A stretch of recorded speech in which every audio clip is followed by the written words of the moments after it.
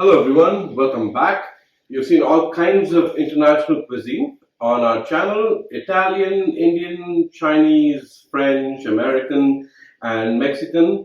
But I've only made one Mexican dish for you. So today I'm going to go back to Mexican cuisine and make something else that's Mexican for you. Maybe not truly Mexican, it's sort of Tex Mex cuisine, border US Mexico border. They're fajitas and ever popular all around the world. So let's get started.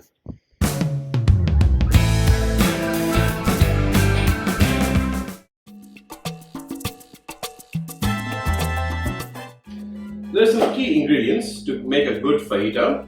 One of them obviously is tortillas. So we have some flour tortillas. You can use corn or flour. That's what I have here today is flour. And of course you have some meat of your choice, protein of your choice. If you're a vegetarian, you don't have to use this, of course. And onions and peppers. Those are absolutely key for good fajitas. We need those as well. And the most important thing is a good fajita or taco seasoning.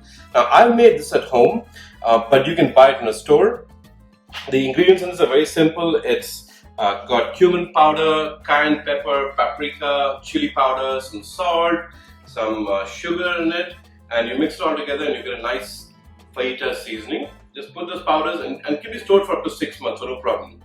And I love cooking in cast iron, so today I have a beautiful cast iron, nice thick heavy cast iron pan. So first step, I've already marinated the chicken for about 30 minutes in this fajita seasoning. So that's it. It's just the fajita seasoning, nothing else.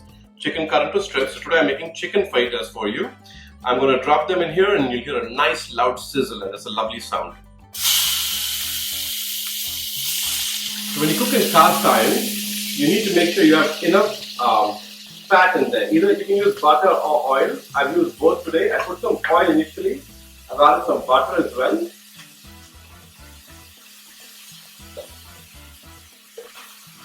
The chicken will take about 5 to 6 minutes to cook well. My chicken has cooked for about 6 minutes. I'm ready to take it out on a plate right now and then get to my onions. Okay. It's peace and quiet. The sizzle is stopped, but it's going to start back up again because we're going to throw our onions in there.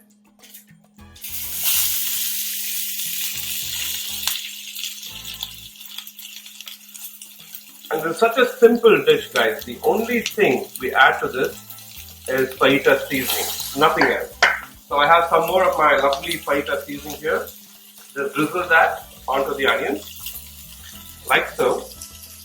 About a teaspoon should be good. That's about 2 onions there, so 1 teaspoon is good. This is sliced. And we cook this onion for about 2 minutes. Beautiful. So as my onions cook off for a couple minutes, I'm going to put it on medium.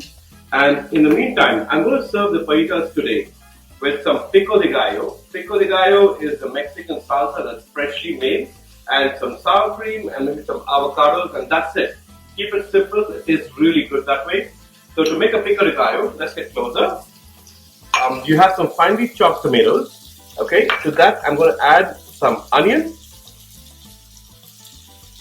and some freshly chopped jalapeno. And you can see I've sourced jalapenos. If you don't have jalapenos, you can use regular green chili. It's just going to be a bit spicier. Obviously use less quantity. This is 1 whole jalapeno chopped up. But if you're using a green chili, maybe 1 small green chili, and it'll give you enough spice in there. You don't need more than that, that's for sure. And we have cilantro. Put some cilantro in there. To that, the only things you add to a pico de gallo are salt and lime. So I think about half a teaspoon of salt, but that much should be plenty. And notice I've not added any salt to my chicken or the onions. That's because we already have enough salt in our fajita mix. I think my onions are nice and brown. Those are done. So I'm going to move them off heat and get back to my pico de gallo. Finish it up for you. And last element, juice of 1 lime. And if you like it more tart, more sour, just add more lime. But I think 1 is good enough. And the only thing you need to do now is give this a toss and your pico de gallo is ready. Okay, so we've got that element also done. I'll take my onions out now. That is what pico de gallo should look like, and not much water in there. It's a dry salsa. If you prefer just store-bought regular tomato salsa, you can use that in the fajitas too, but this goes really well. This is what I would recommend and easy to make at home. So last step, peppers. Now the peppers won't take very long. So we give them a quick toss. And of course we add some of our lovely fajita mix now. And your peppers, you don't need to cook for more than 2 minutes. That's about the max time I cook it for because I like them crunchy. The onions, I like them a little darker because they give that nice charred umami flavor. But with the peppers, I'm actually done. This is all I'm going to do with the peppers. I'm not going to cook them any more than they already are. So I have my tortillas, I have my pan that's hot. I put some butter in there. So just drop one of those tortillas in there and get it nice and down. In the meantime, I have a smoking hot pan here for a reason. This is my surprise element. So the jalapeños, I had 2 of them. I just poked some holes in there, and these are done just with a fork. And in Mexico, when you go to Mexico, as I say in Spanish, when you go to restaurants and you have tacos, they serve you these things called chiles toreados, which means they are fried chilies on the side with tacos or burritos or enchiladas. That's what I'm making for you.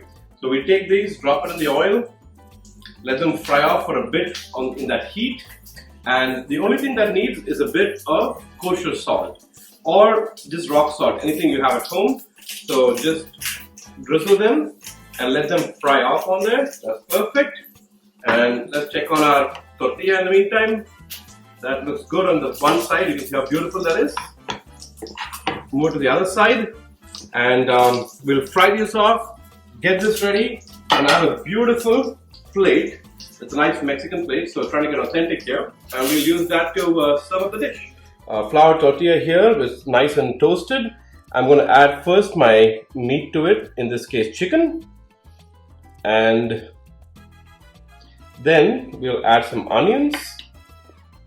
That should be good. Now don't fill it till the end. I'll show you why in just a second. Here's another tip and trick for you when assembling.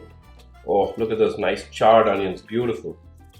We get some onions on there, some peppers,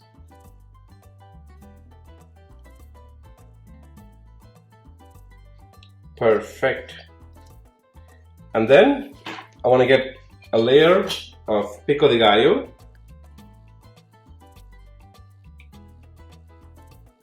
And last but not the least, we'll add a nice dollop of sour cream.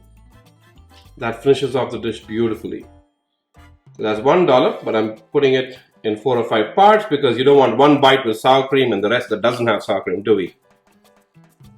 Okay, that should do it. Beautiful. Okay, and now we just need to wrap this up. Now you can do a traditional wrap, which is just close it. But what I like to do, so you don't spill it off the bottom, is fold the bottom up first, like so, okay? And then close it. When you do that, then you definitely will not spill it out the bottom, and that makes for a nice wrap. And that's it. Your fajita is done, and you can serve this with a side of avocados. I have some avocados here, and of course, don't forget look at that, how beautifully charred the chili is. You can eat it just like this on the side. They put that on there, and your fajita is good to go. So my friends from Mexico and Texas, I hope I made you proud. And for everyone else, I hope you enjoyed the recipe as much as we do at home. And I'll see you next time.